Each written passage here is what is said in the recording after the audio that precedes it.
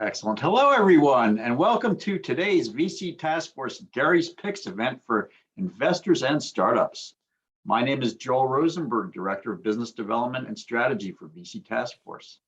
VC Task Force is an organization where the venture community comes together to address critical issues, provide workshops, and other events for the benefit of the venture and entrepreneurial communities. VC Task Force provides access to an extensive ecosystem of VCs, corporate VCs, and angel investors.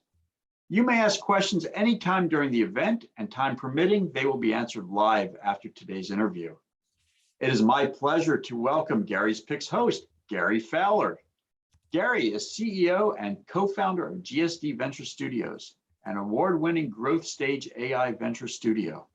Gary is also co-founder of the award-winning AI startup, Yva.ai, as well as the investment firm DY Investments. Today, Gary will be interviewing special guest Daniel Tonkopiy, founder of and CEO of Delfast, a fast-growing e-bike company. Delfast produces the world's best electric bicycles with the longest range ever. Their e-bikes are the transport of the future, easy to use and simple in servicing, powerful and eco-friendly vehicles. Daniel is a serial entrepreneur, founder of Best.ua, which has a successful exit, MP.kz, 40 million turnover, XRift, Adlog.tv, and others. Daniel also founded East Labs Business Incubator, where he is a mentor and investor. Take it away, Gary. Thanks very much, Joel. Appreciate it. Great to be here. As I said, my name's Gary Fowler. I'm a serial entrepreneur investor.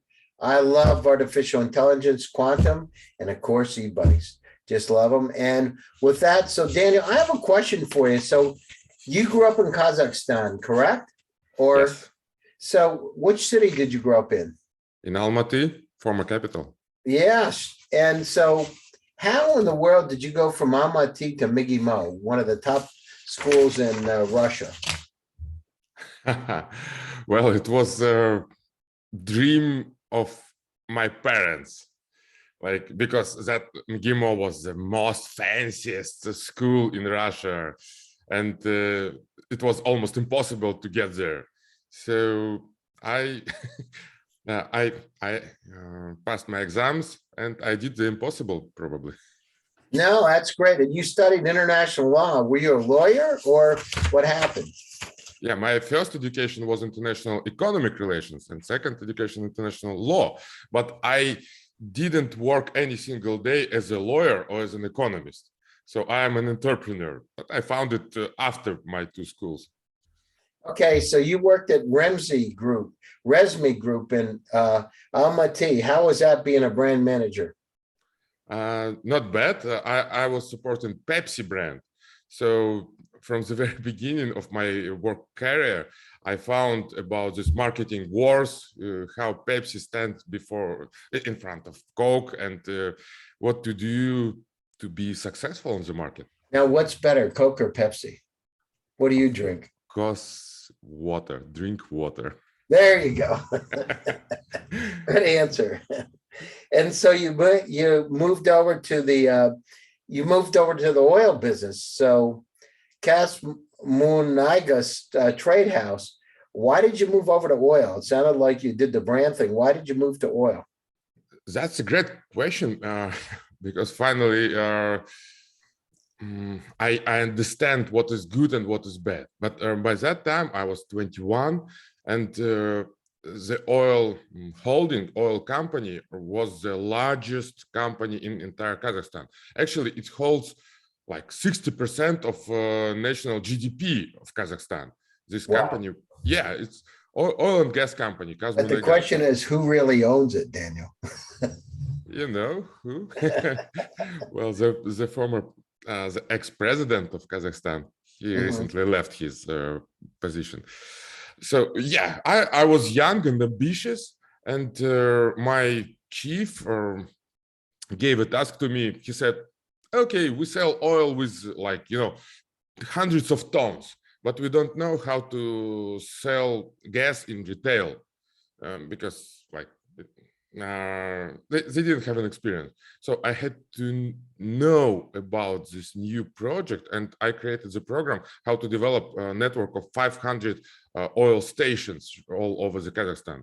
And it was successful state program for the development of oil stations. They built it, and then they sold it to Chinese guys. They sold it to Chinese? Yes. So the Chinese own the gas stations in Kazakhstan? Over 500 gas stations. Wow. Why did they do that? Oh, well, Kazakhstan is neighbor to China, and there is a lot of Chinese presence in Kazakhstan, a lot of Chinese companies and specialists. So they influence Kazakhstan. And Yeah. Well, they moved the capital from Almaty to. Why did they do that anyhow? Why did they move the capital from Almaty to Astana? Well, yeah, first reason you already mentioned, the geopolitical. So because Almaty is just 60 miles from China's border. Second reason is an earthquakes. Like Almaty is in an endangered zone. Like it's surrounded with high mountains. And the third reason is an ecological issues. Like because of the surrounding mountains, the air in Almaty is like staying on its place. Yeah, no, I remember that. I was down in Almaty and Astana. Now, I got to tell you, Astana is as close to Disney as I've ever seen in my life. It's like the most perfectly built city I've ever seen, right? And not all the offices are occupied. In fact, a lot of them aren't. How in the world did they come up with such a beautiful city? And you would think that would be completely occupied, right, as a city. But yeah, it's amazing. And what about, how are the e-bikes in Kazakhstan? Are people buying e-bikes in Kazakhstan or not? Not really, because in Astana it's cold in the winter, like it's 0 Fahrenheit, so -30, -40 Celsius. And in Almaty, yeah, there is a winter with snow. Well, but the more important reason is not weather, is the wealthiness. Because people in Kazakhstan or in Ukraine or in Russia cannot afford like expensive bike for $5,000-6,000. So our market is America and European Union, but we will come to Kazakhstan later, I promise. Wow, that's great. So, and then you went over you were in Novosibirsk? Yes, I was working there for 4 years. How was that? What did you decide? It was too warm in Kazakhstan? You want to go up to Novosibirsk to get warmer? No, it was colder. Well, when I approved this state program of building gas stations, then we switched to building of these stations and building of other infrastructure objects. And it was early 2000s, and there was a boom in real estate industry. So we were building houses, commercial buildings, and everything. And we were analyzing all the ex-Soviet Union territory, like Kiev, Moscow, St. Petersburg, and other cities. And then we opened our branch in Novosibirsk, like to make our presence in Siberia and the eastern region of Russia. And then after that, we moved to other countries, to Asia, to Southeast Asia, to Singapore, to Mexico. So we were building homes, not only homes. That's why I came to Novosibirsk. And how was Novosibirsk to live in? What was it like there? It's cold. Like, it's really cold. This is the only thing you can think about it. Like, when you go out, you have to wear all that you have, like 2 jackets, 2 t-shirts, and another like 2 or even 3 pants. And believe it or not, yeah, 3 pants, it's okay, it happens. Well, and you don't care about how are you looking at, what's your physical presence. You're not thinking about styling in Novosibirsk, yeah? Absolutely, yes. You just want to be warmer. I remember I was in Vladivostok one time. It was -38 centigrade, and it was so cold. I could walk 1 block, and I had to jump into some store or a restaurant to warm up. I thought I was going to freeze to death. I never felt cold, especially when it's coming off the bag. So you did that, and then you moved to Kiev. Why did you move to Kiev? It's one of the best places in the world. I love people. I love everything in Kiev and in Ukraine. It's there. Well, I can speak for hours about how beautiful is Ukraine, but I will give you the main reason. People are supporting you, and you can make your business. You can be whatever you want. Nobody will judge you, no, but everyone will help. And it was a big contrast to other cities, like in Novosibirsk, it's called, and in Kazakhstan, you always have to see and to ask your older friends, like what they will say about it. But in Kiev, they helped me. They helped me, and because when I came there, I didn't know how to start business. I was an employee for a large corporation for the previous years. And when I came to Kiev, I wanted to establish my startup in 2009, but I didn't know how to do it. And people were helping me. They borrowed me money. They gave me contacts. They shared their network. They taught me how to launch my first business. So yeah, I really appreciated it. And I love Ukraine. Yeah, and how about the summer times there? Were they better? Were they warmer than Novosibirsk? Yeah, of course, warmer. Yeah, well, Ukraine is pretty big, and you can find anything you want, like sea in Odessa, like nice, beautiful architecture in Lviv, in the west of Ukraine, Kiev, capital. Oh, even you can go to Chernobyl if you want some extreme. Did you ever do that? Yes, it was really like inspiring trip. Wow, what was the most interesting thing that you saw there? Monsters. No. Well, there's a lot of wildlife. I just watched the special. There's a lot of wild bears and wolves and all kinds of animals. It's like a preserve now, right? Exactly. Yeah, because of The wild dogs and cats and everything else that didn't get to come out because they were polluted. Yes, but somehow you feel yourself safe. Like you're walking in these forests or abandoned cities, but you feel yourself safe. You don't expect any threats. Like and I like when you come when I walk in some crime areas in I wouldn't call the name of the cities, but sometimes in the cities you feel more unsafe than in Chernobyl, and you don't realize that there is a radiation, but you see it's safe. And the most exciting moment was there when we was walking through the forest with high, huge trees, like really huge. And finally, we came to the seats at the stadium. And at the moment, we realized that this forest was in the center, in the middle of Oh my God, that's amazing. It is, yeah. So, and you see that, oh, nature took what it owns. Did it feel like you were standing in time, that you were going back in time when you were there? To the USSR, definitely. You can see all these Soviet symbols and buildings. Yeah, you can feel yourself time traveler. Wow, that's amazing. Okay, so what about East Labs? What's East Labs all about? Well, actually, it was one of the first and largest business incubators in Ukraine. I was not the founder, but I was a mentor and I was a scout, so I was working with startups. By the time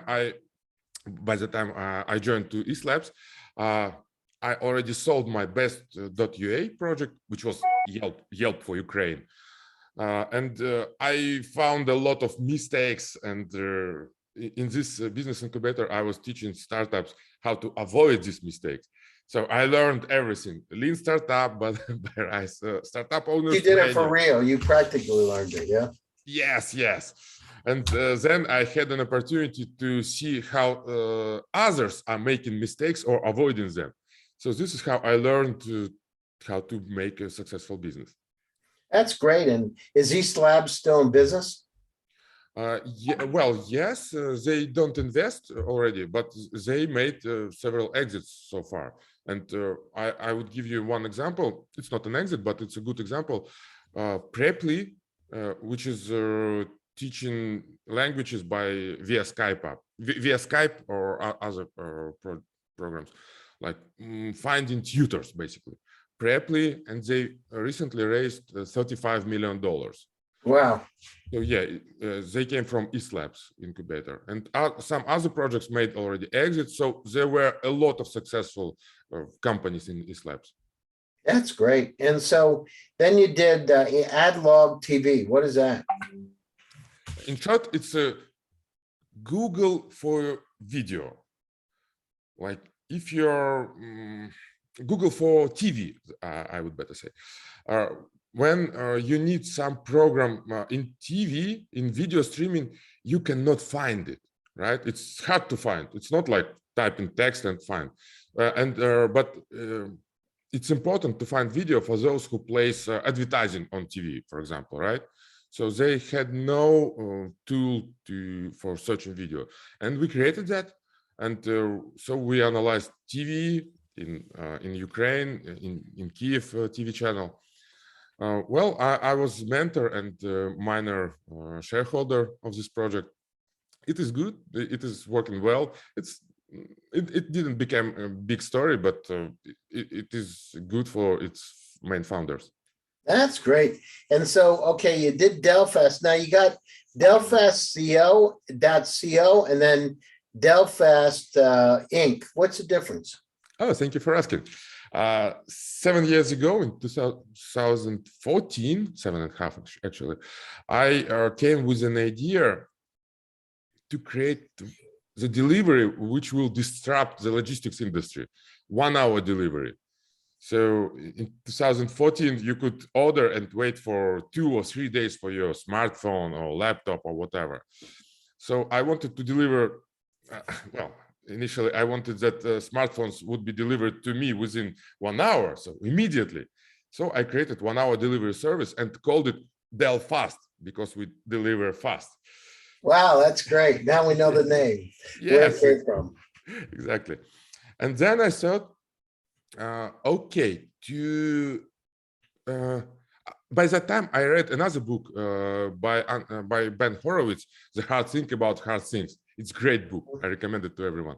And he says that when you create technological startup, you have to be at least 10 times better than the most popular solution on the market. So I thought, how could I be the best than the common delivery service in Ukraine? How can I disrupt this industry? And I realized that to be the disruptive technology, I should think in a different way. I should not use oil cars, oil motorcycles, even bicycles. I should use something new. And then I came with an idea of an electric bicycle. And I'm a big fan of eco. You know, I grew up in Almaty, as we already spoke, and there is a big ecological problem. So I wanted to make air in the cities, in big cities, cleaner. So I thought, okay, electric bikes could be a solution for this 1 hour delivery. Others deliver within 2 days. I mean, I see them riding regular bicycles trying to deliver, right? Right, but a courier cannot pedal the entire day. You know, he's getting tired, and we had to provide the stable deliveries. So we had to fulfill the not 24 hours, but from 9 a.m. till 9 p.m. the entire day. So I thought, okay, electric bicycle could be a solution. And then we bought first bike, but it made just 20 miles on a single charge. What did you get? Sorry? What kind of bike? Well, just first was Chinese bike, second was Bosch European bike, third was Yamaha, Japanese. You know, if you look at them, those bikes, what's better, the Yamaha engine or the Bosch engine? Bosch is great. Yamaha is good as well. So they didn't provide us a good solution for couriers for the entire day of work. But if you buy it for yourself, I would recommend you to consider Bosch or Red Power bikes. So what about Yamaha? What do you think about them? I don't have big experience with them. We just tried it. I can tell you one thing. I had a giant e-bike for all you out there. I have a Bosch with a performance line motor Gazelle, And I can tell you that that particular bike, Explorer E+2, is the worst bike I've ever had in my life. The thing broke down 7 times. Finally, at the end, Giant bought it back from me and refunded my money. It was the worst bike. It would stop intermittently, and they could not figure out why it did it. So it was on a 12-mile ride, 15-mile ride, 20-mile ride, whatever it was, and it would stop. And once it started stopping, it wouldn't go back on. It wasn't the battery. They changed the wiring harness and all that. So I don't know about the other ones. I have 2 other Giant bikes. They're okay, but this one was really, really bad. This is what we met. Yeah. And I know your bike is incredible. So let's talk about it.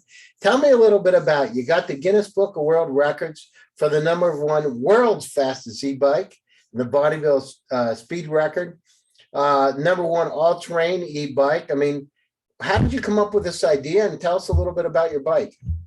Yeah, so we met with the same problem as you. We bought one bike, it was broken. Another bike, it has small range, it broke. So we had to develop our own bikes for our couriers. We were solving our own problem. So step by step, we created bike with huge range, with high speed, with low cost of maintenance, and like just the best e-bike in the world. And so we, from one point of time, we split our company into courier service, and we sold it, and to the bike production unit. So now we are focused on bikes, and we created these bikes. Yeah, and we have Guinness World Record for the longest distance, and we are the fastest e-bike, as Forbes said, and as you mentioned, we established the Bonneville speed record. So we came to this because we were solving our own problem. We just wanted to provide a good solution for our couriers, and finally we realized that other people also want these bikes, and now we supply these bikes to the Mexican police, to the US departments, to the couriers, to Uber Eats couriers, Glovo couriers, and other big and small companies, rental companies. Wow, that's amazing. And so tell us a little bit about the business. So I know you just were in TechCrunch. You just had a nice article written about you in TechCrunch. And why is your bike so much better? Tell us about where is it? Why is it so much better? Well, we have a lot of engineering and technologies in our bike, which allowed us to establish the Guinness World Record. So do you know, by the way, what was the previous Guinness World Record? I would suspect probably 130, 140 miles max. No, 50. Really? Who was that? Yeah. I don't know who was that, but we broke the record and created like almost 5 times larger range. So we created the bike with all the proprietary technologies, with electronics, with a personal computer and mobile app, and GPS always on, with all the electronics. It's like, consider it like small Tesla. Yeah. Yeah, Tesla on 2 wheels, or a smartphone on wheels, if you wish. So we have a lot of engineering and patented technologies there in the bike. And yes, Mashable, TechCrunch, even New York Post published about our bike after CES and Las Vegas. So now, who's your intended audience? Who do you want? That bike's an incredible bike. It's got, like very heavy duty. I've ridden the bike. It's heavy duty, everything. Who's the intended? Who's going to buy the bike? Those who ride every day, or all the day, like professional users. Couriers would be a good example. Delivery services, as I mentioned, Uber Eats and have Uber Eats who's bought the bikes for delivery? Uber Eats couriers are using our bikes. Yes. Wow, that's the fact. And do they say Uber on the side of them? Sorry. Do they say Uber? No. They wear backpacks with Uber. I got it. Interesting. Yeah. Wow, it's interesting. So we're coming up to the top of the hour, Daniel. So in summary, tell us about what you see for Delfast over the next year, and how do people get a hold of you? What's the best way to get a hold of you? Yes, we have huge demand. We've collected letter of intents for more than 30,000 bikes. Like the demand is way bigger than we can produce. And we currently produce our bikes in China, but we decided to move the production here to the US. So we are looking for, we've opened the venture round of $20 million, and we want to be the #1 e-bike company on the market. So I'm here, just go to delfastbikes.com. Yes. All right. Well, and how do people get a hold of you? LinkedIn, Facebook, what's the best way? Yeah, best way is LinkedIn and Facebook. You can easily find me, Daniel Tonkopiy. I'm always here. Now, sounds great, Daniel. Thank you very much. Thank you. E-bikes are really our future. As Elon Musk said, it's not if we're going to run out of fossil fuels, it's when. We need to convert now. We need to make this world a better place. So Daniel's got an incredible e-bike and a whole line of bikes, including one that was a former motorcycle that is now branded as their bike. So incredible bike. So get a chance, take a look at it. I mean, it's one of the smoothest, nicest looking bikes I've ever seen and ever ridden in my life. And Daniel's a good guy. Delfast is a great company. I want to thank today VCTV and the entire VC Task Force firm for making this possible today. I appreciate it. It's really great. And I want to thank June, wherever you are. I don't see you here. Oh, there she is. June, I want to thank for making the VC Task Force and Gary's Picks possible today. It's great to be on here. So stay tuned for another edition of VC Task Force, Gary's Picks, coming in another 2 weeks. Daniel, you've done a great job. You've been in TechCrunch. You've got a Guinness Book of World Records for your bike. People are buying them, 30,000 orders. Keep going. It's great to see you. Pretty soon you're going to be the next Elon Musk. The Elon Musk of bikes.